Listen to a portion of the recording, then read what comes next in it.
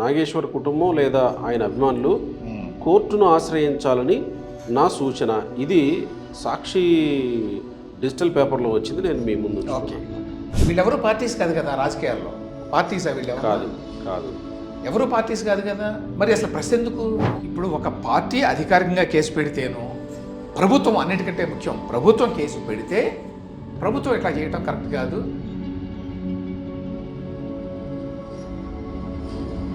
Case పెట్టడానికి వీల్లేదు అని ఏ ప్రభుత్వం అనడానికి వీల్లేదు. అట్లా అంటే మనమే విమర్శిస్తాం. ఎవరైనా కేసు పెడితే నమోదు చేసుకోవాలి అనేది మూల సూత్రం కదా. ఇలా కొంతమంది విశ్లేషకులు, జర్నలిస్టులు ఎవరో ఏదో ఒక విషయాన్ని తెర మీదకు తీసుకొస్తారు. అది భావ ప్రకటన స్వేచ్ఛ కిందకి రాదు అని అంటే అప్పుడు ప్రైవేట్ వ్యక్తులు ఎవరైనా దాని మీద కేసు పెడతారేమో కదా. లేదు, భావ ప్రకటన స్వేచ్ఛ అంటే అర్థం ఎవరు కేసు పెట్టడానికి వీల్లేదు అని కాదు కదా. First point. ఓకే, ఎవరి మీదనైనా ఎవరైనా పెట్టచ్చు. ఏ పత్రిక మీదనైనా, ఏ ఛానల్ మీదనైనా, ఏ యూట్యూబ్ విశ్లేషణ మీద అయినా ఎవరైనా కేసులు పెట్టచ్చు. ఆంధ్ర తెలంగాణ అనేదానికి నాగేశ్వర్ గారు మాట్లాడిన మాటలకి సంబంధం ఏంటి? ప్రొఫెసర్ నాగేశ్వర్ తెలంగాణకు సంబంధించిన వ్యక్తి. ఆంధ్రప్రదేశ్ మీద, ఆంధ్ర రాజకీయాల మీద అసలు ఎట్లా మాట్లాడతాడు ఆయన ఇలా అని ఆంధ్ర వాళ్ళు అన్నారు. అందుకే ఇలాంటి వ్యాఖ్యలు చేయాల్సి వచ్చింది మేము అని ఇక్కడున్న వాళ్ళు మాట్లాడారు. నాకు అర్థం కాదు. జర్నలిస్టుగా, విశ్లేషకుడిగా చేశాడా, తెలంగాణ వ్యక్తిగా చేశాడా? ఆయన జర్నలిస్ట్గానే చేస్తాడు. ఆ క్లారిటీ నాగేశ్వర్ గారు ఇవ్వాలి కదా.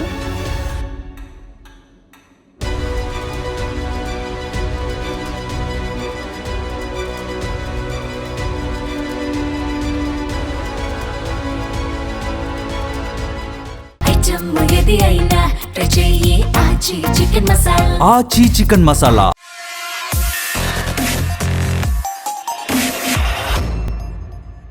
నమస్తే, తెలుగు న్యూస్కి స్వాగతం. ప్రొఫెసర్ నాగేశ్వర్ గారి ఇష్యూ రకరకాల విచిత్ర మలుపులు తీసుకుంటుంది. ఆ ఇష్యూ దాదాపుగా వారం పైబడి ఇంకా కొనసాగుతూనే ఉంది. కొంతమంది సపోర్ట్ చేసేవాళ్ళు, కొంతమంది ఖండించేవాళ్ళు. జనసేన పార్టీ నుంచి ఒక ప్రచ్ఛన్న యుద్ధాన్నే ప్రొఫెసర్ నాగేశ్వర్ ఎదుర్కొంటున్న క్రమంలో తెలంగాణ నుంచి మళ్ళీ బయలుదేరి జనసేన పార్టీ మీద యుద్ధాన్ని ప్రకటించిన వాళ్ళు కొంతమంది. అసలు వాస్తవానికి ఇది ఇంత మలుపులు తీసుకోవలసినటువంటి అవసరం ఉన్నటువంటి విషయమేనా? ఎందుకు ఇన్ని మలుపులు తీసుకోవలసి వస్తుంది?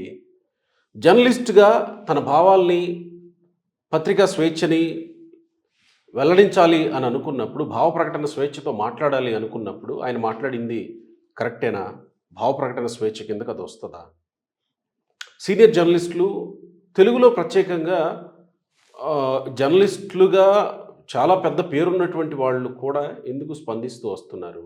రామచంద్రమూర్తి గారు లాంటి వాళ్ళు ఏమి స్పందించారు? ఈ రకమైనటువంటి కదలికలు ఈ విషయంలో ఎందుకు వచ్చాయి?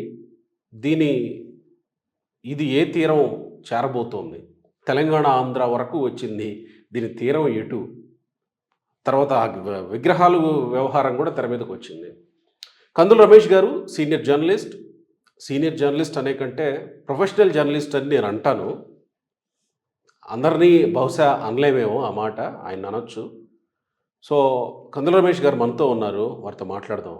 నమస్కారం రమేష్ గారు, వెల్కమ్ సార్. రమేష్ గారు, నేను వాస్తవానికి చాలామంది మాట్లాడారు ఈ విషయం మీద. అయితే సీనియర్ జర్నలిస్టులు కూడా ఈ విషయాన్ని ఖండిస్తూ మాట్లాడిన వాళ్ళు ఉన్నారు. సో మీరు కూడా ఎప్పటి నుంచో జర్నలిజంలో ఉంటూ వచ్చిన వ్యక్తులు, వాళ్ళు మీకు కూడా తెలిసినటువంటి వ్యక్తులు, రామచంద్రమూర్తి గారు లాంటి వాళ్ళు, దేవులపల్లి అమర్ గారు లాంటి వాళ్ళు, ఇంకా కొంతమంది ఖండిస్తూ వచ్చారు. ఈ విషయాన్ని మీరు స్థూలంగా ఎట్లా చూస్తున్నారు? దీని మీద నా అభిప్రాయాలని ఆల్రెడీ నేను 2-3 వీడియోలో చెప్పినట్టున్నారు కదా. అయితే ఇందులో చాలా యాంగిల్స్ ఉన్నాయి. అందులో ప్రధానమైన 2-3 యాంగిల్స్ గురించే మాట్లాడాను. ఇప్పుడు నువ్వు అడిగినటువంటి ప్రశ్న ప్రధానంగా ఏంటంటే, సీనియర్ జర్నలిస్టులు కూడా దీన్ని ఖండిస్తున్నారు కదా. ఖండించడం అంటే ఏంటి? నాగేశ్వర్ గారికి మద్దతు. నేను స్పష్టంగా చెప్తాను వాళ్ళు ఏం ఖండిస్తున్నారంటే. దేవులపల్లి అమర్ గారు ఏమన్నారంటే, 1985-89 కాలంలో బడ్జెట్కు సంబంధించిన మంత్రివర్గ నిర్ణయాలు మీడియాకి పొక్కాయి. దీంతో అప్పటి సీఎం ఎన్టీఆర్ మొత్తం క్యాబినెట్నే రద్దు చేశారు. ప్రస్తుత వివాదం నేపథ్యంలో జనసేన నేతలు కూడా ఎన్టీఆర్ని ఆదర్శంగా తీసుకోవాలి. నాగేశ్వర్కు తప్పుడు సమాచారం ఇచ్చిన వ్యక్తిని జనసేన నుంచి గుర్తించి జనసేన చర్యలు తీసుకోవాలి. అంటే ఈయన అన్నాడు కదా, నాకు సోర్స్ ఉంది అని. ఆయన ఎవరో గుర్తించి చర్యలు తీసుకోవాలి. గుర్తించకపోతే మొత్తం ఆ కోర్ కమిటీనే రద్దు చేయండి. ఇది ఎన్టీఆర్ను ఆదర్శంగా తీసుకొని కూటమి ప్రభుత్వ సమర్థకుడైన ఒక మీడియా సంస్థ అధినేత వారం వారం తాను రాసే కాలంలో ప్రగతి భవన్లో ఏదో జరిగినట్టు కొన్ని వార్తా కథనాలు ప్రచురిస్తే అసత్యాలు రాస్తున్నామంటూ పత్రికాధినేతలు బీఆర్ఎస్ నేతలు ప్రశ్నించారు. సోర్స్ డెవలప్ చేసుకోవాలి, ఆ సోర్సెస్ ద్వారా సమాచారం సేకరించి వార్తలు రాయాలని మా గురువులు చెప్పారు. సోర్స్ చెప్పింది ఆక్షేపించడానికి వీల్లేదు అంటూ ఆ పత్రికాధినేత సమాధానం ఇచ్చారు. ఇప్పుడు కూటమి ప్రభుత్వం కూడా అది గుర్తుపెట్టుకోవాలి కదా అదే దేవులపల్లి అమర్ గారు, కె రామచంద్రమూర్తి గారు. ముందు ఫస్ట్ తర్వాత అది, ఎందుకంటే చాలా విషయాలు ఉన్నాయి కదా ఇందులో. సో ఆయన ఏమంటున్నారు, ఎన్టీ రామారావు గారు అప్పుడు మంత్రివర్గ సమావేశంలో జరిగిన అంశాలని కొన్నిటిని లీక్ చేశారు. అందుకని కోపం వచ్చి ఆయన మొత్తం మంత్రివర్గాన్ని రద్దు చేశాడు. ఇప్పుడు జనసేన చేయాలా ప్రభుత్వం చేయాలా ఒకటి నాకు అర్థం కాల. పోనీ Janasena core committee, Janasena core, అసలు జనసేనలో కోర్ కమిటీ ఎక్కడ ఉందా? నాకు తెలిసైతే ఎటువంటి కోర్ కమిటీ లేదు. సరే పోనీ ఏదో కమిటీ, ఏదో కమిటీ లేకపోతే పార్టీనే రద్దు చేయాలి, నాకు తెలియదు. కమిటీ ఏదో ఉంటుంది కదా. ఇప్పుడు నాగేశ్వర గారు ఏదో చెప్పి అది రాంగ్ ఇన్ఫర్మేషను క్రాస్ చెక్ చేసుకోకుండా నేను చెప్పాను అన్న తర్వాత అది నిజమన్నట్టుగా వేరే వాళ్ళు ఎట్లా మాట్లాడతారు నాకు అర్థం కావట్లేదు. కరెక్ట్. ఫస్ట్ పాయింట్, అసలు చెప్పిన ఆయనే ఇది అబద్ధం, ఇది రాంగ్ తప్పుడు సమాచారము అనే మాట ఆయనే అన్నాడు కదా. ఆయనే అని బేషరతుగా ఉపసంహరించుకుంటున్నాను అనే మాట కూడా అన్నాడు కదా. అన్న తర్వాత ఇంకా అందులో నిజమా కాదా అనేటువంటి డిబేట్ ఎక్కడ వచ్చింది? ఒకటి. రెండు, ఎన్టీఆర్ ఆ రోజున మొత్తం క్యాబినెట్ని రద్దు చేయడానికి కారణం ఏంటి? క్యాబినెట్లో జరిగినటువంటి విషయాలు బయటికి పొక్కినాయి అని. ఆ పొక్కిన విషయాలు వాస్తవం కాబట్టి కోపం వచ్చింది ఆయనకి. కరెక్ట్. తప్పుడు సమాచారం అవడం వల్ల కాదు. తప్పుడు సమాచారం అయితే పట్టించుకోవాల్సిన అవసరం లేదు. యాక్చువల్గా జరిగినవే వచ్చినాయి కాబట్టి ఆయన రద్దు చేసుకున్నాడు. తప్పుడు సమాచారం వస్తే ఏం చేసేవాడు ఆయన? తప్పుడు సమాచారం వేశారు వీళ్ళు, బుర్ర లేకుండా నేనేవాడు. అవును కదా, ఆ మాట అనలేదు. కాబట్టి దానికి దీనికి ఒకటి నెంబర్ 1 పోలిక లేదు. ఎక్కడ ఏ రకమైన పోలిక ఉంది? అసలు ఎట్లా పోలుస్తారు ఈ రెండింటిని? ఎన్టీఆర్ చేసిన పని ఇప్పుడు ఈయన మాట్లాడింది. ఈయన అసలు ఇన్ఫ్యాక్ట్ తన మాటల్ని తానే ఉపసంహరించుకుంటే అవి అబద్ధాలని ఆయనే చెప్తుంటే దాని గురించి అసలు ఎవరో రియాక్ట్ కావడం ఏంటి? అవతల వాళ్ళు ఇది అబద్ధాన్ని ఖండించారు. అవును అబద్ధమే అన్నాడు ఈయన కూడా. ఎన్టీఆర్ గారి పోలిక ఎక్కడి నుంచి వచ్చింది? ఇందులో రావాల్సిన అవసరమే లేదు, ఉత్పన్నం కాదు. ఇక అసలు ఎక్కడ లేదు కదా, పోలికే లేదు కదా, సరిపోల్చడానికి ఏముంది రెండింటికి? కాబట్టి ఆయన బేసిస్ ఏంటో నాకైతే అర్థం కాలేదు ఆ పోలికలో. ఇంకో మీడియా సంస్థ అధినేత ఇట్లానే రాశాడు, సోర్సెస్ డెవలప్ చేసుకోవాలి. ఇంకో ఇక్కడ కీలకమైన అంశం ఏంటంటే, నాగేశ్వర గారు కూడా ఏదో ఎక్కడో అన్నట్టుగా చూశాను నేను. ఏంటి, ఈ వార్త వచ్చింది కదా, ఆ వార్త వచ్చింది కదా అని అడుగుతారు కదా, వీటికి కూడా ఎవరు సోర్స్ చెప్పలేదు కదా. అన్ని పత్రికల్లో వస్తున్నాయి, కాదని ఎవ్వరు అంటల్లా. ఇక్కడ పాయింట్ ఏమిటి? కాదు, ఏదైనా మీరు సోర్స్ పేరుతో వేసినప్పుడు అవతల వాళ్ళు ఖండిస్తున్నారు, బూతులు తిడుతున్నారుగా, ఖండించారు.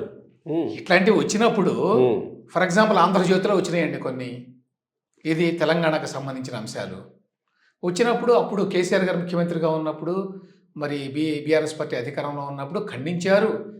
కొంతమంది అయితే ధర్నాలు కూడా చేస్తున్నారు కదా, వచ్చి మీ సంగతి చూస్తామని చెప్పి వార్నింగ్లు కూడా ఇచ్చారు కదా.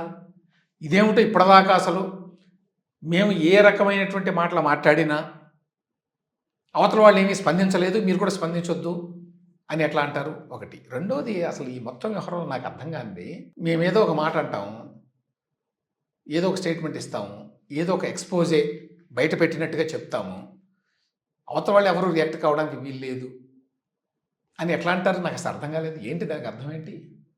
ప్రపంచంలో ఎక్కడైనా అట్లా ఉంటుందా? అంటే భావ ప్రకటన స్వేచ్ఛ అనేది వన్ వే ట్రాఫిక్ ఏమన్నా?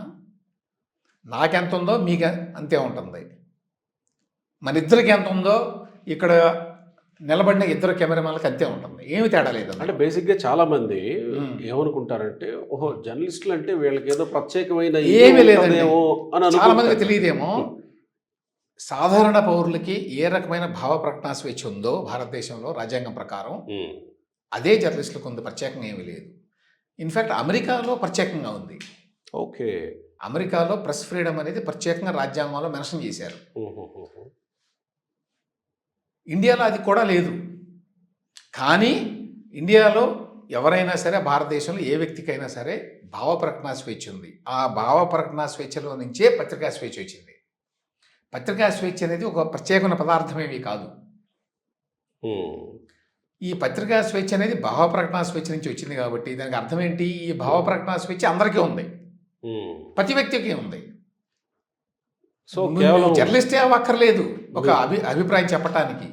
జర్నలిస్ట్కి ఏమైనా ప్రత్యేకంగా ఏమైనా ఉన్నాయండి మన దగ్గర? ఏమి లేవు కదా. ఎవరైనా జర్నలిస్ట్ అని చెప్పుకోవచ్చు, ఎవరైనా కూర్చొని మాట్లాడచ్చు కాసేపు, లేకపోతే రాయొచ్చు, ఏదైనా నేను జర్నలిస్ట్ అని చెప్పుకోవచ్చు. చెప్పుకుంటున్నారు చాలామంది. అట్లా కాస్త విషయ శోధన చేసి చేయకుండా కూడా దానికి ఏమి గేట్స్ లేవు కదా. నువ్వు లాయర్ అవ్వాలంటే అదేదో ఎగ్జామ్ రాసి సర్టిఫికేట్ తీసుకొని ఎన్రోల్ కావాలి. నువ్వు డాక్టర్ అవ్వాలంటే నువ్వు అది చదివి సర్టిఫికేట్ తీసుకోవాలి. జర్నలిస్ట్కి అదేం లేదు కదా. పాలిటీషియన్కి లాగా రాజకీయవేత్తకి ఏమైనా ఉంటుందా? అంటే ఫలానా వ్యక్తి మాత్రమే రాజకీయవేత్తని ఎట్లా చెప్తారు మీరు? ఎవరైనా రాజకీయ నాయకుడు లేక పొలిటికల్ యాక్టివిస్ట్ కావచ్చు కదా. ప్రజలు ఎన్నుకుంటే ప్రజాప్రతినిధి కూడా అవుతారు. ప్రత్యేకంగా ఏమి ఉండవు. కాబట్టి వేరే వాళ్ళు కూడా వేశారు వేరే వాళ్ళు కాదని ఎవరు అంటలేదే. వేరే వాళ్ళు కూడా ఇట్లా వేస్తారు. నాగేశ్వర గారిని వేరే వాళ్ళు ఎవరు వేయలేదు, మీరు ఒక్కళ్ళే అట్లా మాట్లాడారు అందుకని విత్డ్రా చేసుకోండి అన్నారు ఎవరన్నా? ఆయన ఎందుకు విత్డ్రా చేసుకున్నాడు అది కూడా చాలా ఇంపార్టెంట్. మనోహర్ గారు అడిగారు కాబట్టి విత్డ్రా చేసుకున్నారట. ఆ మాట అన్నారుగా ఆయన. ఆయనే అన్నాడు కదా. కాబట్టి ఆయన విత్డ్రా చేసుకున్న తర్వాత ఆయన తనంతా తానుగా ఒప్పుకున్న తర్వాత దాని గురించి డిస్కషన్ ఏంటి అసలు నాకు అర్థం కాలేదు. ఇంకా చర్చ ఏముంటుంది అందులో? చర్చ ఏంటి? చర్చించడానికి ఏమీ లేదు. మరి ఎందుకు దాన్ని ఆ చర్చను కొనసాగించారు అనే దానికి నాకు ఇంతవరకు అర్థం కాల. నెక్స్ట్ పాయింట్ ఏంటి? ఒక్కసారి రామచంద్రమూర్తి గారు ఇది చూస్తారు. రామచంద్రమూర్తి గారు ఏమన్నారంటే, విశ్లేషకుడిగా నాగేశ్వర్కు మంచి గుర్తింపు విశ్వసనీయత ఉన్నాయి. ప్రముఖ జర్నలిస్ట్ కూడా. ఆయన వ్యాఖ్యలు నచ్చకపోతే పవన్ నాదెళ్ల మనోహర్ వెళ్ళి ఆయన వాళ్ళిద్దరూ ఖండించవచ్చు. స్పందించడానికి ఇతరులకు ఏం పని? ఆయన మీద కేసులు పెట్టడం సరికాదు. నాగేశ్వర్ కుటుంబం లేదా ఆయన అభిమానులు కోర్టును ఆశ్రయించాలని నా సూచన. ఇది సాక్షి డిజిటల్ పేపర్లో వచ్చింది, నేను మీ ముందు. ఓకే, సాక్షి వాళ్ళు రాసిన దాని ప్రకారం రియాక్ట్ అవుదాం. ఆయన అన్నాడో లేదో మనం వినలేదు కాబట్టి. ఇందులో ఫస్ట్ పాయింట్ ఏమిటి? ఆయన నాదెండ్ల మనోహర్ని పవన్ కళ్యాణ్ని అన్నాడు కాబట్టి వాళ్ళు మాత్రం రియాక్ట్ కావాలా? అది నాకు నిజంగా అర్థం కాలేదు. అసలు ప్రెస్ ఎందుకు అప్పుడు? పేపర్లు ఎందుకు? టీవీలు ఎందుకు? వీళ్ళెవరు పార్టీస్ కాదు కదా రాజకీయాల్లో. పార్టీసా వీళ్ళెవరు? కాదు, ఎవరు పార్టీస్ కాదు కదా. మరి అసలు ప్రెస్ ఎందుకు? ఇంకో వ్యక్తి రియాక్ట్ కాకూడదు అంటే ఎవరు రియాక్ట్ కావాలి నాకు అర్థం కాలేదు. అది పవన్ కళ్యాణ్ నాదెండ్ల మనోహర్కి మాత్రమే సంబంధించింది ఎట్లా అవుతుంది? అది తెలుగుదేశం పార్టీకి సంబంధించింది కూడా కదా, అది బీజేపీకి సంబంధించింది కూడా కదా. కరెక్ట్. ఆ తర్వాత బీజేపీకి సంబంధించి, టీడీపీకి సంబంధించి, కూటమికి సంబంధించి, ఈవెన్ వైసీపీకి సంబంధించి, ఎందుకంటే జగన్మోహన్ రెడ్డి గారి ప్రస్తావన కూడా వచ్చింది కదా అందులో. వీళ్ళందరికీ సంబంధించిన అంశాలని వేరే వాళ్ళు మాట్లాడకూడదా? వాళ్ళు నలుగురు మాత్రమే కూర్చొని మాట్లాడుకోవాలా? ఏ ప్రాతిపదిక మీద రామచంద్రమూర్తి గారు ఆ మాట మాట్లాడారో నాకు తెలియదు. ఒకవేళ ఆయన కనుక ఆ మాట అనుంటే దానికి ఎటువంటి ప్రాతిపదిక లేదు. It makes no sense. First point. రెండో పాయింట్ ఏంటి? ఆయన మీద కేసులు పెట్టకూడదా? రెండో పాయింట్ ఏంటి? కేసులు పెట్టడం సమంజసం కాదు. కేసులు పెట్టడం సమంజసం కాదు. నవ్వు ఇది చాలా కీలకమైన పాయింట్. అన్నిటికంటే చాలామంది ఈ విషయాన్ని ఖండిస్తున్నారు కదా కేసులు పెట్టడాన్ని. అసలు ఇప్పుడు పత్రికా స్వేచ్ఛ మీద దాడి అంటున్నారు కదా, దీన్ని ఆ ప్రాతిపదిక మీదనే రామచంద్రమూర్తి గారు కానీ ఇతరులు కానీ ఖండించి ఉంటారు, అంతే కదా. ఆయన మీద కేసులు పెట్టారు, ఇది అన్యాయం, అక్రమం, పత్రికా స్వేచ్ఛ మీద దాడి, భావ ప్రకటన స్వేచ్ఛ మీద దాడి కదా. మనం ఎప్పుడు ఆ మాట వాడతాం? ఎప్పుడంటే ప్రభుత్వం కేసులు పెట్టినప్పుడు. ప్రభుత్వం తనతో తానుగా కేసులు పెట్టినప్పుడు ఎవరి మీదనైనా, అప్పుడు ఇది ప్రభుత్వం కేసులు పెట్టింది, ఇటువంటి అంశాల మీద కేసులు పెట్టడం కరెక్ట్ కాదు అంటే ఇట్ ఈస్ అండర్స్టాండబుల్. నేను కేసులు పెట్టారు అనగానే ఫస్ట్ నా రియాక్షన్ కూడా అదే, దీన్ని కేసులు పెట్టాల్సిన అవసరం లేదని చెప్పి వీడియో చేశాను నేను. అంటే గవర్నమెంట్ పెట్టిందేమో అనుకున్నా. ఆ, ఓకే. ఎవరో జనసేన కార్యకర్తలు పెడితే అంటే వీళ్ళందరూ పెద్ద పెద్ద సీనియర్ జర్నలిస్టులు కదా, అలాగే చాలామంది మేధావులు ఉన్నారు కదా, మురళీధర్రావు గారు బీజేపీలో, ఇంకొకళ్ళు చాలామంది మాట్లాడారు కదా. అవును. నాకు అర్థం కాని ఒక బేసిక్ ఇష్యూ ఏంటంటే, ఎవరైనా ప్రైవేట్ వ్యక్తి ఒక కేసు పెట్టారనుకోండి, అది కరెక్ట్గా పెట్టాడో తప్పుడు ప్రాతిపదిక మీద పెట్టాడో తర్వాత సంగతి. కేసు అంటూ పెడితే పోలీసులు కేసు నమోదు చేసుకోవాలా లేదా? నమోదు చేయాలి కదా. ఎవరో కేసు పెట్టారు వ్యక్తులు, పోలీసులు కేసు నమోదు చేశారు. మనకు తెలిసినంత వరకు ఇప్పటిదాకా జరిగిన పరిణామం అదే. అదే, అంతమించి ఏం జరగల, పోలీస్ యాక్షన్ ఏం లేదు, ఇంకా ఇంకేం జరగలేదు కదా. అవును. నా వీళ్ళందరూ ఏమంటే డిమాండ్ చేస్తున్నారు నాకు అర్థం కాలేదు. మీరు కేసులు పెట్టామంటే ఊరుకోమని చెప్పి ప్రభుత్వం బెదిరించాలా ప్రజలందరినీ రాష్ట్రంలో? నాగేశ్వర్ గారి మీద కేసులు పెడితే ఊరుకోం ఎవరిని అని అనాలా ప్రభుత్వం? దాదాపుగా అంతే అయిందిగా. పవన్ కళ్యాణ్ ఆ రోజు ఎవరు కేసులు పెట్టద్దు అని కూడా నేను అది వేరు, చెప్పాను అని అది నెక్స్ట్ అనేది. అది తర్వాత అసలు పెట్టలేదు, వాళ్ళు పెట్టే ఉద్దేశం లేదు, దాన్ని వాళ్ళు అంత సీరియస్గా ఏమీ తీసుకోలేదు అనే విషయాలు వాస్తవాలు. అది తర్వాత. అసలు ఫస్ట్ బేసిక్ పాయింట్ నాకు అర్థం కాంది, ఎవరో కేసు పెడతారండి. ఇప్పుడు కూడా వెళ్ళి ఎవరో కేసు పెడతాడు. ఎవరి మీదైనా పెట్టచ్చు కదా. ఇవాళ అందరి మీద, అన్ని రాజకీయ పార్టీల మీద లేక వ్యక్తుల మీద కేసులు పెడుతున్నారు కదా రకరకాల వాళ్ళు. ఇప్పుడు ఒక పార్టీ అధికారికంగా కేసు పెడితేనో, ప్రభుత్వం అన్నిటికంటే ముఖ్యం, ప్రభుత్వం కేసు పెడితే ప్రభుత్వం ఇట్లా చేయటం కరెక్ట్ కాదు. ఆయన ఏదో అన్నాడు, తర్వాత ఉపసంహరించుకున్నాడు. ఆయన ఉపసంహరణ కూడా కేసు పెట్టిన తర్వాతే వచ్చింది as a matter of fact. అయినా కూడా ఆయన ఏదో ఉపసంహరించుకున్నాడు కాబట్టి అటువంటి కేసులు పెట్టాక కేసులు పెట్టడాన్ని మీరు నిరోధించలేరు ఎవరు. అంతే కదా. ఇది మినిమం ఉండాలి ఎవరికైనా అండర్స్టాండింగ్. ఈ మాత్రం అవగాహన లేకుండా మాట్లాడుతున్నారా అనే విషయం నాకు అర్థం కావట్లా. ఎవరో ప్రైవేట్ వ్యక్తి కేసు పెడితే కేసు పెట్టడానికి వీల్లేదు అని ఏ ప్రభుత్వం అనడానికి వీల్లేదు. అట్లా అంటే మనమే విమర్శిస్తాం. ఎవరైనా కేసు పెడితే నమోదు చేసుకోవాలి అనేది మూల సూత్రం కదా. ప్రాథమిక ఆధారాల ఇన్వెస్టిగేషన్లో అయితే తప్పుడుదని తేలొచ్చు, ఇందులో పస లేదు అని చెప్పి అనుకోవచ్చు, ఎవిడెన్స్ లేదని చెప్పి అనుకోవచ్చు, అది వేరే విషయం. అది తర్వాత. ఫస్ట్ ఆఫ్ ఆల్ మనం ఏమంటాం, మన న్యాయ వ్యవస్థలో ఉన్నటువంటి సూత్రం ఏంటి? ముందు కేసు నమోదు. నువ్వు ఎవరైనా వచ్చి కేసు పెడితే కేసు నమోదు చేయండి అన్నారు. దానికోసం చాలా పోరాటం కూడా జరిగింది. ఎవరైనా సరే వచ్చి కేసు పెడితే కేసు పెట్టాలి ముందు నువ్వు. అందులో మంచి చెడు వాస్తవాలు ఉన్నాయా లేదని తర్వాత సంగతి. కాబట్టి ఎవరో ప్రైవేట్ వ్యక్తి కేసు పెడితే ఆ ప్రైవేట్ వ్యక్తి పెట్టిన దానికి ప్రభుత్వాన్ని ఎట్లా బాధ్యులను చేస్తారు, దానిని పత్రికా స్వేచ్ఛతోటి ఎట్లా ముడిపెడతారు అనేది నాకు అర్థం కావట్లేదు ఇప్పటికీ. ఎవరైనా సరే దీనికి సమాధానం చెప్తే సంతోషిస్తాను. అంటే అంత జ్ఞానం లేదేమో, బహుశా అంత సీనియారిటీ లేదేమో తెలియదు జర్నలిజంలో. ఇట్లా మాట్లాడే వాళ్ళు ఎవరైనా సరే ఒక వివరణ ఇవ్వాలి సామాన్యులందరికీ అర్థం కావడానికి. ఒక ప్రైవేటు వ్యక్తి వచ్చి కేసు పెట్టినప్పుడు ఆ కేసును పెట్టడానికి వీల్లేదు అని చెప్పి ప్రభుత్వం అనొచ్చా, పోలీసులు అనొచ్చా? తర్వాత ప్రభుత్వానికి సంబంధం లేకుండా ఏ పార్టీ అధికారికంగా ఎక్కడ కేసు పెట్టకుండా దాన్ని ప్రభుత్వానికి ఆపాదించి ప్రభుత్వం పత్రికా స్వేచ్ఛ మీద దాడి చేస్తుంది అని చెప్పి ఫ్రేమ్ చేయొచ్చా? అట్లా ఫ్రేమ్ చేయటం దురుద్దేశంతో కూడింది కాదా? అది విక్టిమ్గా ప్లే చేయడం కోసం ఆడుతున్నటువంటి నాటకం లాగా కనిపించదా? ఇప్పుడు విక్టిమ్ కాకుండానే విక్టిమ్గా మనల్ని మనం పోర్ట్రే చేసుకోవటం కరెక్టేనా? ప్రభుత్వం కేసులు పెడితే ఇప్పుడు ఇందులో ఉన్న కన్ఫ్యూజన్ ఏంటంటే, ఇట్లా మాట్లాడిన వాళ్ళలో చాలామందికి ఎవరు కేసు పెట్టారో కూడా తెలుసో లేదో నాకు తెలియదు. ఎందుకంటే ఇంప్రెషన్ ఎట్లా ఇచ్చేశారు, ఇంకేముందో ప్రభుత్వం వెంట పడుతుంది, పోలీసులు వచ్చేసారు, హైదరాబాద్ దాకా ఇంటికి వెళ్తున్నారు, అంటే ఇలా తలుపులు తడుతున్నారు. ఇలా స్పందించాలి అనుకున్న వాళ్ళు అంత లోపలికి వెళ్ళి పరిశోధించకుండానే దీన్ని పరిశోధించక్కర్లా. ఏదైనా కేసు గురించి రియాక్ట్ అయ్యేటప్పుడు ప్రాథమికమైన అంశాలను తెలుసుకొని కదా అప్పుడు మాట్లాడాలి, తొందరపడి మాట్లాడకూడదు. అయితే ఇక్కడ ఒక సమస్య ఏంటంటే, ఒకటి నాగేశ్వర గారు విక్టిమ్ కార్డు ప్లే చేయడం మొదలుపెట్టాడు మొదటి నుంచి, ఫర్ వాట్ ఎవర్ రీజన్. ఇక్కడ మనకున్నటువంటి ఈకో సిస్టమ్ ఎట్లాంటిదంటే, హైదరాబాద్లో especially, but in general Telugu స్టేట్స్లో ఆయన నాగేశ్వర గారు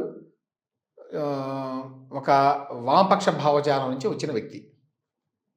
అది ఆయన ఇష్టం, దాని గురించి ఇష్యూ కాదు. ఇష్యూ ఏంటంటే, కాబట్టి వామపక్ష భావజాలం ఉన్న వాళ్ళంతా ఆటోమేటిక్గా ఖండించాలనుకుంటారు. అట్లా ఖండించడం ద్వారా మేమంతా వామపక్షవాదులం, మేమంతా ఒకటే అని చెప్పడానికి ఒక ప్రయత్నం ఉంటుంది ఎప్పుడు. అందువల్ల ముందు వెనక ఏమి చూసుకోరు ఖండించేటప్పుడు. ఇందులో వాస్తవాలు ఉన్నాయా లేవా, ఎవరు పెట్టారు కేసు, ప్రభుత్వం పెట్టిందా, ప్రభుత్వం ఏమైనా పోలీసులను పంపించిందా, ప్రభుత్వం ఏమైనా అరెస్ట్ చేయడానికి ప్రయత్నించిందా. ఇంకా విచిత్రం ఏంటంటే, నాకు కనీసం ప్రభుత్వం అఫీషియల్గా ఈ అరెస్ట్ వార్తలు ఏవైతే వస్తున్నాయో హైదరాబాద్ నిండా అవన్నీ ఫేక్ వార్తలు అని చెప్పి ట్వీట్ చేసిందా లేదా. ఆ తర్వాత వంగలపూడి అనిత హోమ్ మినిస్టర్, ఆవిడ స్పష్టంగా ట్వీట్ చేసిందా లేదా. ఒకవేళ స్ప్రెడ్ చేస్తే వాళ్ళ మీద కూడా చర్యలు తీసుకుంటాం. నాగేశ్వర గారిని అరెస్ట్ చేస్తున్నారనే వార్తలు శుద్ధాబద్ధం, ఇది ఫేక్ న్యూస్, అటువంటి ఆలోచన కానీ అటువంటి వ్యవహారం కానీ ఏమీ లేదు అని చెప్పిందా లేదా. అని చెప్పినప్పుడు కనీసం ఇట్లా మాట్లాడిన వాళ్ళు, ప్రభుత్వం ఇట్లా చెప్తోంది, వాళ్ళకేమీ అరెస్ట్ చేసే ఉద్దేశం కానీ లేకపోతే అటువంటి మూవ్ కానీ ఏమీ లేదు, మేము అంతకుముందు పొరబడి ప్రభుత్వం చేస్తోంది అనుకున్నాం అని ఎవరైనా సరిదిద్దుకున్నారా. ఏమాత్రం కూడా మనకి ఆనెస్టీ ఉంటే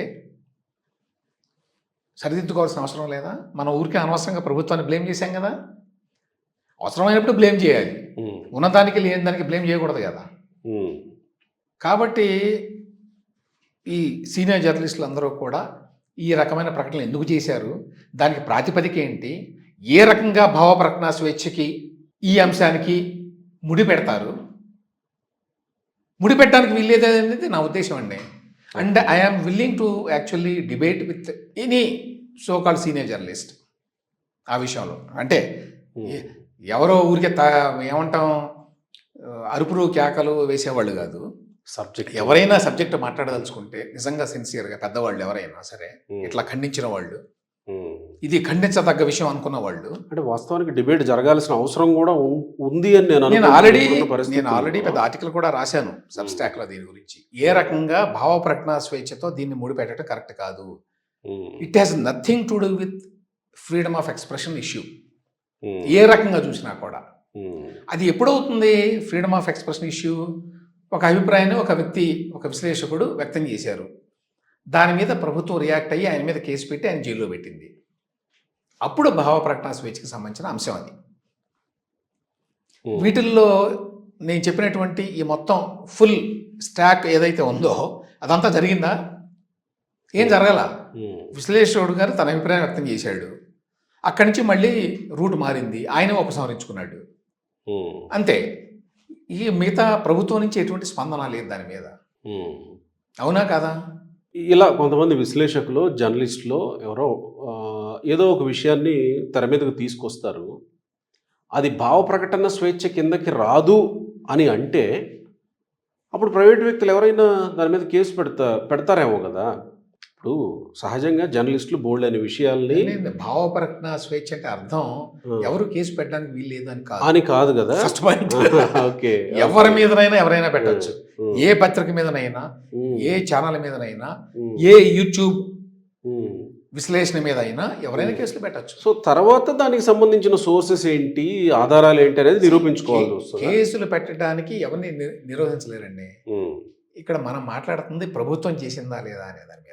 అంటే ప్రభుత్వం చేస్తే ఒకటి, ప్రైవేట్ వ్యక్తులు చేస్తే ఇంకొకటి లాగా చూడాలా. అంటే యాక్చువల్గా అంటే మీరు ఇప్పటిదాకా చెప్పింది అదే, యాక్చువల్గా మీరు ఇప్పటిదాకా చెప్పింది అదే కాదు. నేను వీళ్ళంతా ఏమైనా ఎజ్యూమ్ చేస్తున్నారు, ప్రభుత్వం చేసిందని ఎజ్యూమ్ చేస్తున్నారు కదా. అసలు ఫస్ట్ ఆఫ్ ఆల్ అదే తప్పు కదా అని చెప్పి నేను పాయింట్అవుట్ చేస్తున్నా. ఫస్ట్ పాయింట్ అది కరెక్ట్, అదే తప్పు కదా. తర్వాత ప్రైవేటు వ్యక్తులు కనుక అట్లా చేస్తే దాన్ని భావ ప్రకటన స్వేచ్ఛ మీద దాడించి పనలేరు మీరు. ఓకే, అది ఏ ఇష్యూ అయినా, వ్యక్తి అయినా, ఏ జర్నలిస్ట్ నేను ఎఫెక్ట్ అయ్యానో లేదా సమాజం ఎఫెక్ట్ అయిందనో కేసు పెడతాడు. అది ఈ భావ ప్రకటన స్వేచ్ఛ ఆర్గ్యుమెంట్స్ ఎప్పుడు వస్తాయంటే అవతల వైపు ప్రభుత్వం ఉంటే. ఓకే, సో ప్రభుత్వం లేనప్పుడు జరగాల్సిందేంటి ఇటువైపు నుంచి? ఇప్పుడు ఒక జర్నలిస్టు స్టూడియోలో కూర్చొని ఒక వ్యాఖ్య చేశాడు, ఎవరో వ్యక్తి కేసు పెట్టాడు, జర్నలిస్ట్గా నాకు భావ ప్రకటన స్వేచ్ఛ ఉంది, నేను ఈ వ్యాఖ్య చేశాను, నా మీద కేసు పెట్టడం సమంజసం కాదు అని ఆ జర్నలిస్టు అనడానికి అవకాశం లేదు. అట్లా అనడానికి అవకాశం లేదు. కోర్టులోకి వెళ్ళి నేను అన్నటువంటి మాటలు ఏ రకంగా సమర్థనీయం రైట్, అని ప్రూవ్ చేసుకోవాలి. రైట్. ఇప్పుడు చాలా సంస్థలు, పెద్ద పెద్ద సంస్థలు, మామూలు వ్యక్తులు పెట్టకపోవచ్చు, కానీ పెద్ద సంస్థలన్నీ కూడా, ఉదాహరణకి మేఘా ఇంజనీరింగ్ ఉందండి, ఓ పెద్ద సంస్థ అది. వాళ్ళ మీద ఏవో రకరకాల వార్తలు వస్తుంటాయి కదా, వాళ్ళు చాలామందికి నోటీసులు పంపిస్తారు, అవును, కేసులు వేస్తారు, వేశారు కూడా. వేశారు కదా, ఖమ్మంలో చాలా చోట్ల నుంచి గ్యాగ్ ఆర్డర్లు తెచ్చుకున్నారు, చాలా జరిగినాయి కదా. రీసెంట్గా రాజనీతి సురేష్ మరి గారు అప్పుడెందుకు వీళ్ళందరూ వచ్చి ఇది భావ ప్రకటన స్వేచ్ఛ మీద దాడి, మేము ఊరుకోమని చెప్పలేదు. ఉమ్, ఇది నిజంగా చేశారు వాళ్ళు. వాళ్ళే కాదు, ఇంకా చాలా సంస్థలు కూడా ఇట్లా చేస్తూ ఉంటాయి. ఉమ్, కాబట్టి మీరు కేసు వేయడానికి వీలు లేదు అని చెప్పి బ్లాంకెట్గా అనడానికైతే వీలు లేదు. Number 1, right. అట్లా సాధ్యం కాదు. మీకు ఎట్లయితే భావ ప్రకటన స్వేచ్ఛ ఉందో ఉమ్. అవతల వాళ్ళకు కూడా ఆ స్వేచ్ఛ ఉంటుంది కేసులు పెట్టడానికి. ఇక ఇది తీసుకున్న పొలిటికల్ ప్రాంతీయ టర్న్, ఇప్పుడు కవిత ట్వీట్ చేశారు, ఆయన ఆయన పేరు- అదే మన చంద్రబాబు నాయుడు గారి ఇల్లు ముట్టడిస్తా ఉంది కదా. ఇల్లు ముట్టడిస్తా ఉన్నారు. ఆయన బీజేపీ ఆర్ఎస్ఎస్ మురళీధర్ రావు ఆయన ట్వీట్ చేశారు వీళ్ళని సమర్థిస్తూ. సరే, ఆయన ప్రాంతీయ భావాల గురించి ఆయన ఏం మాట్లాడలేదులే, కానీ ఇలాంటి మంచి వ్యక్తి నాగేశ్వర్ అని నాకు చెప్పారు. నా పాయింట్ ఏంటంటే ఇక్కడ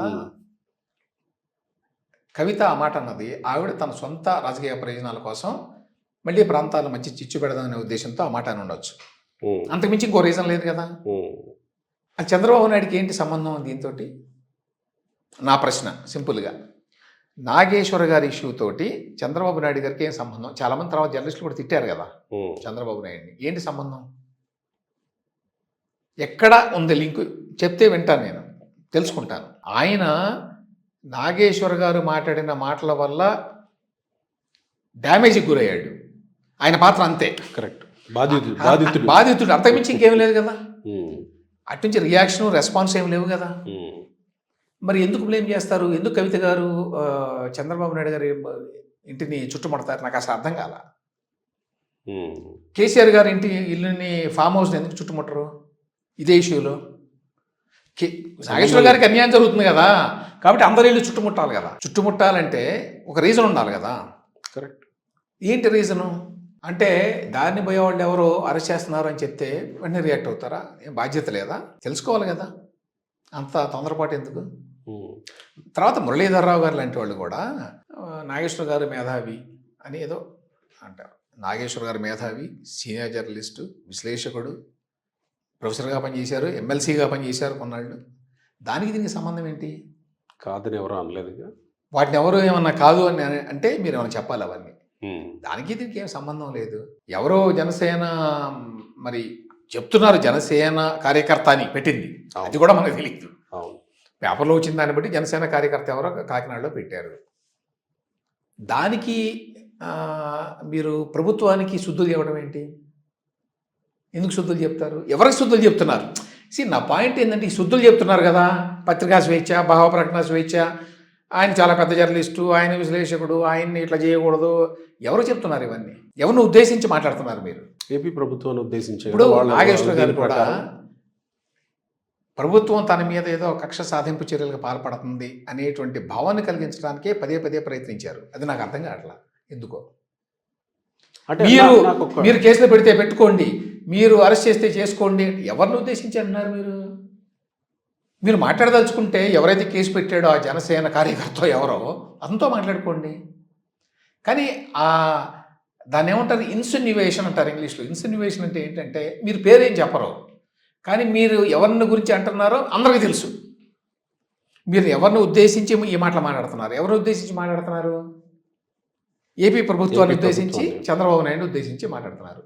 ఏ రకంగా సంబంధం ఉంది? ఆయనేమో పరోక్షంగా మాట్లాడాడు, వేరే వాళ్ళైతే ప్రత్యక్షంగా మాట్లాడారు కదా, పేర్లు తీసుకునే మాట్లాడారు. ఆ రకమైన ఇన్సిన్యువేషన్ చేయాల్సిన అవసరం ఎందుకు వచ్చింది ఆయనకి? ఏంటి మోటివ్ ఏంటి దాని వెనక?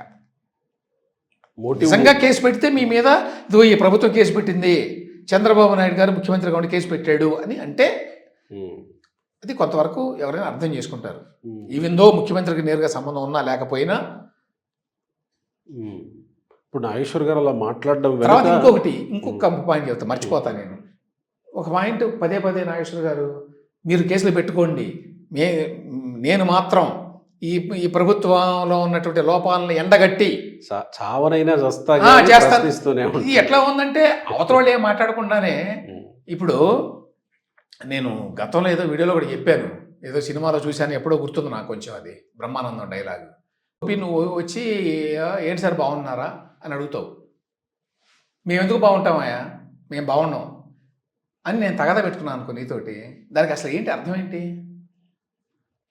అట్లానే నాగేశ్వర్ గారు ఆయన ఎవరు అరెస్ట్ చేయట్లేదు, అరెస్ట్ చేస్తామని ఎవరు చెప్పలేదు, మీరు అరెస్ట్ చేసుకోండి, నేను మాత్రం ఆపను ఏంటో అది ఎందుకు, అది ఆ ప్రొజెక్షన్ ఎందుకు చేయడం అవసరం ఏంటి? అంటే మోటివ్ ఉండి ఉండొచ్చు అని మీరు అనుకోవాలా? ఇక్కడ ఎవరైనా చెప్పాలి, ఏ ఉద్దేశంతో అట్లా చేస్తారు ఎవరైనా. ఇప్పుడు నువ్వు వచ్చి నన్ను బాగున్నావు అని అడిగితే, నేను నీతో తగాదా పెట్టుకుని నేను శత్రువులాగా ట్రీట్ చేస్తే అప్పుడు నువ్వేమనుకోవాలి మరి? ఎందుకు మాట్లాడుతాడు ఇట్లా అని చెప్పి అనుకుంటావు కదా. కారణం ఏంటి? ఇప్పుడు నేను పోరాడతాను, నేను అన్నీ వెలికి తీస్తాను, ఎండగడతాను అని అంటే, ఒకటి మిమ్మల్ని కట్టద్దని ఎవరు ఇప్పుడు దాకా ఎవరు తాళ్ళు కట్టేసి పెట్టలేదు కదా. ఇప్పుడు ప్రత్యేకంగా రేపటి నుంచి ఎండగట్టడానికి. 1 నెంబర్ 2, అసలు ఆ మాట అనాల్సినటువంటి అవసరం ఏమొచ్చింది?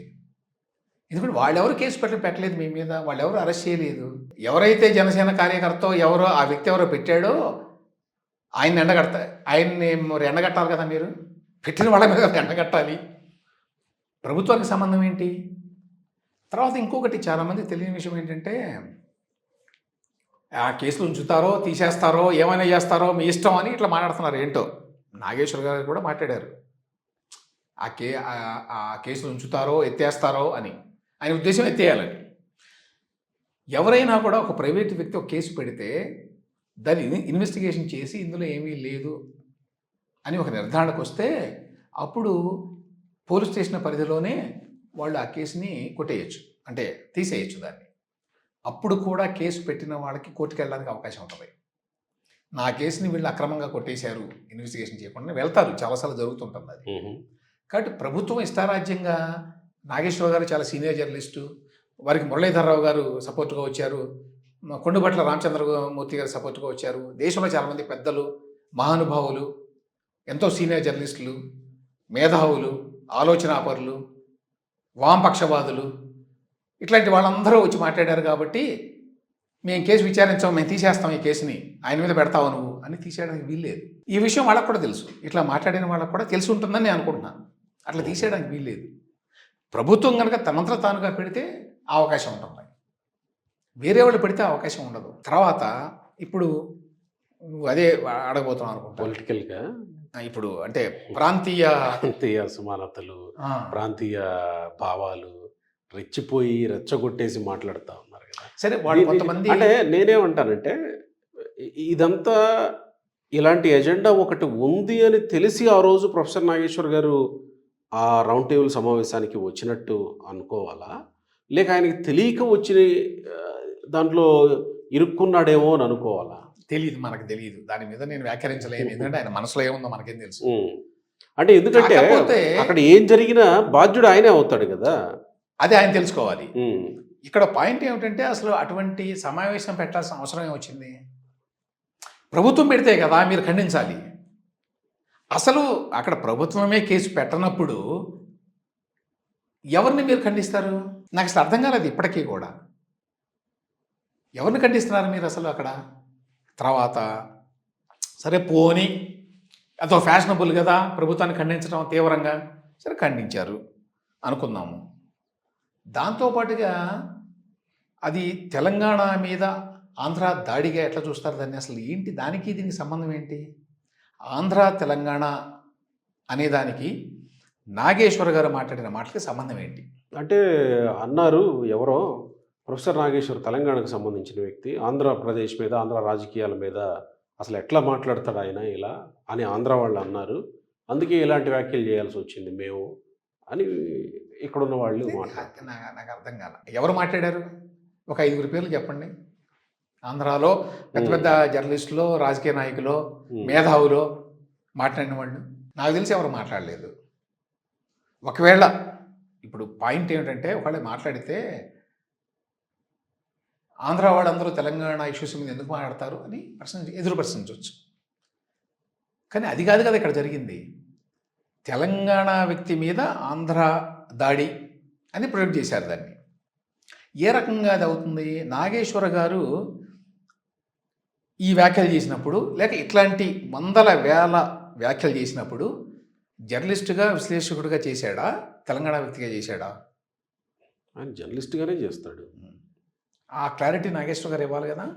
అట్లా ఎవరన్నా మాట్లాడినప్పుడు నేను నా వ్యాఖ్యల్ని ఒక జర్నలిస్ట్గా చేశాను, తెలంగాణ వ్యక్తిగానో ఆంధ్ర వ్యక్తిగానో ఇంకొక రాష్ట్ర వ్యక్తిగానో హైదరాబాద్ వ్యక్తిగానో చేయలేదు అనే మాట ఆయన చెప్పాలి కదా. ఆయన ఎందుకు మౌనవ్రతం దాల్చేటప్పుడు వాళ్ళందరూ మాట్లాడుతుంటే అట్లా? అంటే ఆయన కూడా టాసిట్ కన్సెంట్ అంటారు ఇంగ్లీష్లో. అంటే ఏమీ బయటకు చెప్పకపోయినా సరే ఒప్పుకోని ఉంటుంది అందులో. నేను ఏదైనా ఒక స్టేట్మెంట్ ఇచ్చాను, మీరేమో మాట్లాడలేదు, అప్పుడు దానికి అర్థం ఏంటి? అది నిజమనే కదా. అంతే కదా, మౌనం అంగీకారం అని అంటాం కదా. ఆయన ఏం మాట్లాడలేదు అంటే నిజం అన్నట్టే.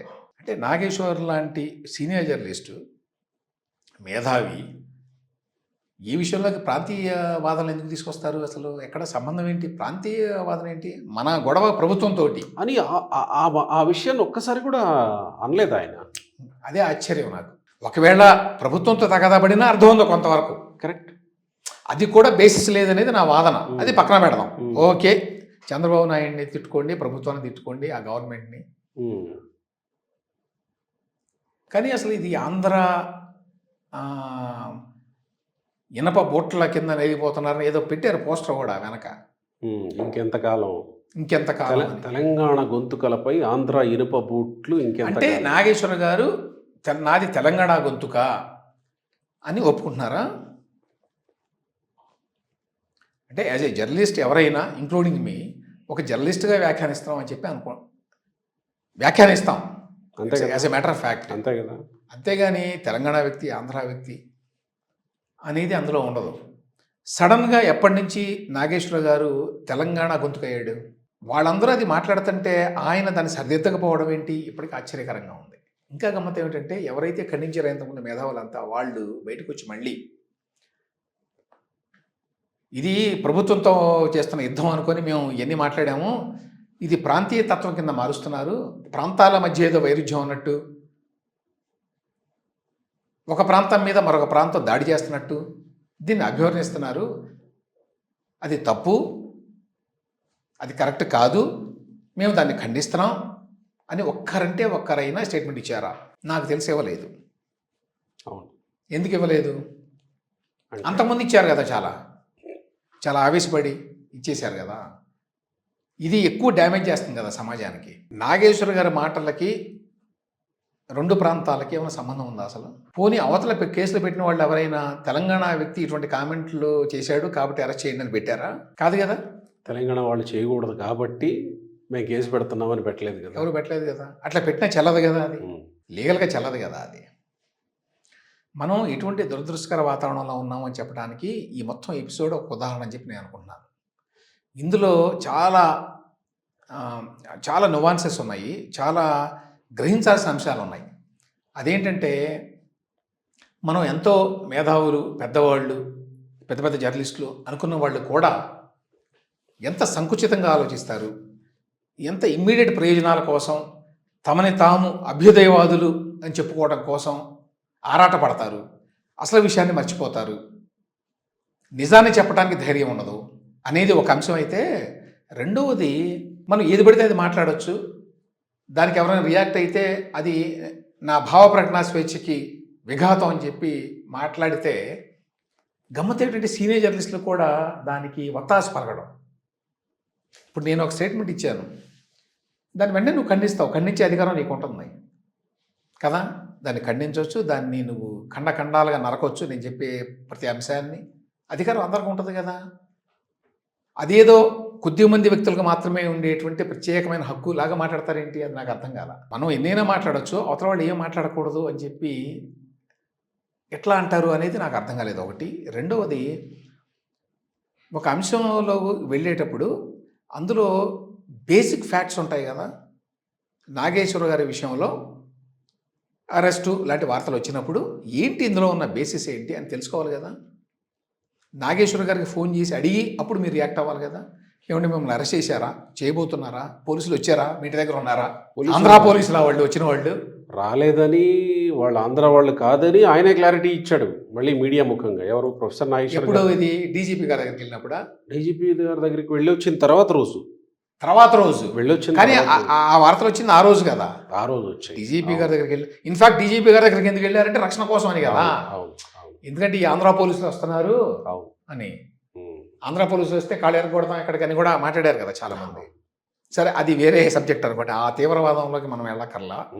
కానీ పాయింట్ ఏంటంటే ఆ బేసిక్ ఫ్యాక్ట్స్ తెలుసుకోకుండా ఖండిస్తే దానివల్ల అవతల వాళ్ళ హక్కులకి భంగం కదా. అది నా ప్రశ్న. ఇప్పుడు నువ్వేదో చేయని దాని గురించి నువ్వు చేసావని చెప్పి నేను ఎజ్యూమ్ చేసుకొని నేను తీవ్రంగా ఖండిస్తే నీకు నష్టమే కదా అది. దాన్ని గ్రహించకపోవడం ఏంటి? ఇంత పెద్ద ఆలోచనా పరులు, మేధావులు. ఆ తర్వాత అసలు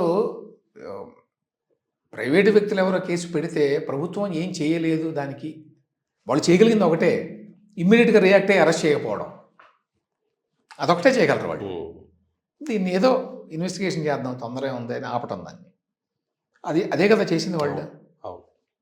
అతను స్పష్టంగా ప్రభుత్వమే చెప్పింది కదా అరెస్ట్ లేదని. ఆ తర్వాత అయినా మీరేమైనా మాట్లాడారా? నో. అప్పుడు మాట్లాడాల. ఓకే, ప్రభుత్వం చెప్పింది అరెస్ట్ చేయటం లేదని, కాబట్టి ఇందరితో ముగిసిపోయింది. ఆ తర్వాత నాగేశ్వర గారు ఏదో యుద్ధం వాళ్ళు మొదలుపెట్టారు, నేను ముగించడం ఎలా ముగించాలో తెలుసు, ఇట్లా ఏదో మాట్లాడాడు ఆయన. వాళ్ళు మొదలుపెట్టారు, నేనే ముగిస్తా, నేనే గెలుస్తా అని అన్నాడు.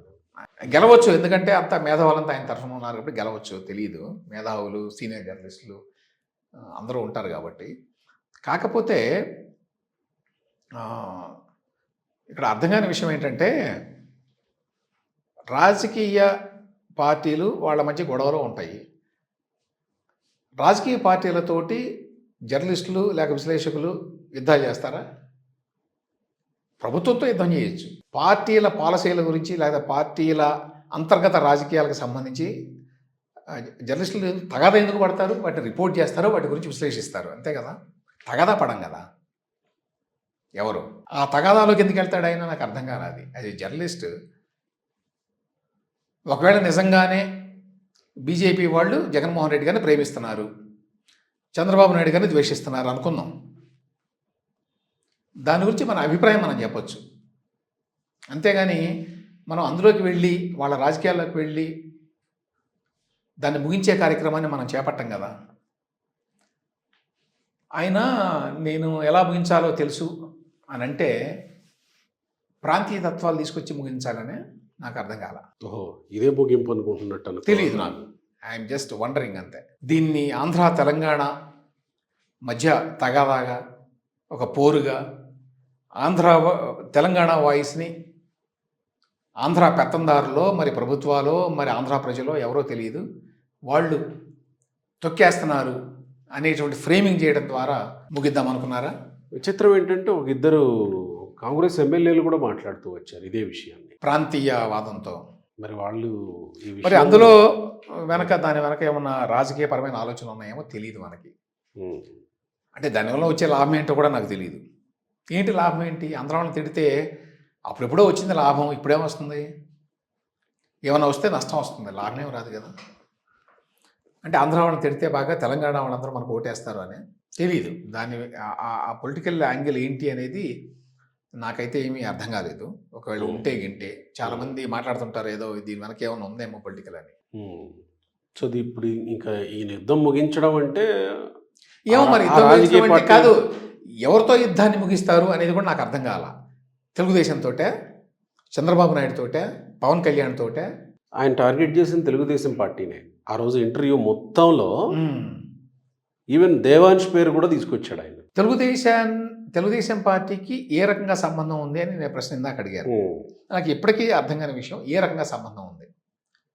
మీరు తిట్టడం తప్ప వాళ్ళని, లేక మీరు డ్యామేజ్ చేయడం తప్ప వాళ్ళని, అంటే వాళ్ళ పాయింట్ ఆఫ్ వ్యూలో డ్యామేజ్ అయినట్టు కదా. విషయం ఏంటంటే వాళ్ళు నన్ను నేరుగా వాళ్ళ అఫీషియల్ పేజ్లో ట్రోల్ చేశారు, పేటిఎం అన్నారు, నా మెడలో కండువా వేసి నాకు బులుగు చొక్కా వేసి దట్స్ ఇట్ అని ఏది పెట్టారు. ఆ టీడీపీ అనేది ట్విట్టర్లో ఉండేదా? తెలుగుదేశం పార్టీ అఫీషియల్ పేజ్ అవును, వేశారు. ఓకే, నేను చూడలేదు, వేశారు అనుకున్నాను, వేసి ఉండొచ్చు. వేశారు. అయితే ఏంటి, మీరు ఖండించండి. అంటే మీ ఒక్కళ్ళకే ఉంటుందా భావ ప్రకటన స్వేచ్ఛ? ఆ పార్టీలకు ఉండదా? మీరేమన్నారు, ఆ చంద్రబాబు నాయుడు విశ్వాసపాత్రుడు కాదు, లేకపోతే నమ్మదగిన వ్యక్తి కాదు అని మీరు చెప్పారు కదా, ఎవరో అంటున్నారని. ఇప్పుడు వాళ్ళు కూడా ఏమంటారు, ఎవరో చెప్తున్నారు మాకు, మీరు పేటీఎం అని ఇంకోటని, ఏదో వాళ్ళు ఇష్టం వచ్చినట్టు వాళ్ళు మాట్లాడతారు కదా ఆ పార్టీ వాళ్ళు. వాళ్ళకి ఎందుకు లేదా అధికారం? అంటే వాళ్ళు ఆ మాట అంటే యుద్ధం చేస్తామా మనం ఎన్ని మాటలన్నా కూడా అవతల వాళ్ళు యుద్ధం చేయకూడదా? ఇది నాగేశ్వర్ గారు చేసే ఆర్గ్యుమెంట్ ఏది కూడా ఫెయిర్గా లేదు నా ఉద్దేశంలో. ఆయన ఎప్పుడైతే ఇది నేను రాంగ్ ఇన్ఫర్మేషన్ మీద ఆధారపడి చెప్పాను, క్రాస్ చెక్ చేసుకోకుండా చెప్పాను అని అన్నాడు కదా, అంతటితో ముగిసింది అది. ఆ తర్వాత 2 రోజులకు కూడా ఇక ముగిసింది అని నైట్లో ఆయన ట్వీట్ కూడా చేశారు. ఇక ఇది ముగిసిన అధ్యాయం. ఆ తర్వాత చంద్రబాబు నాయుడు వచ్చి ఏమైనా మాట్లాడా? ఏపీ గవర్నమెంట్ ఏమైనా మాట్లాడిందా? ఏపీ గవర్నమెంట్ ఏమైనా కేసు పెట్టిందా ఆ తర్వాత? మోటివ్గా లేదు. లేకపోతే ఏపీ గవర్నమెంట్ ఏమైనా అరెస్ట్ చేసిందా ఆయన్ని? అరెస్ట్ చేస్తున్నామని వాళ్ళు ఎవరన్నా చెప్పారా? ఏమీ జరగలేదు కదా. కాబట్టి ప్రొవోక్ చేసింది ఎవరు? ఆ తర్వాతే మీటింగ్ ప్రెస్ క్లబ్లో.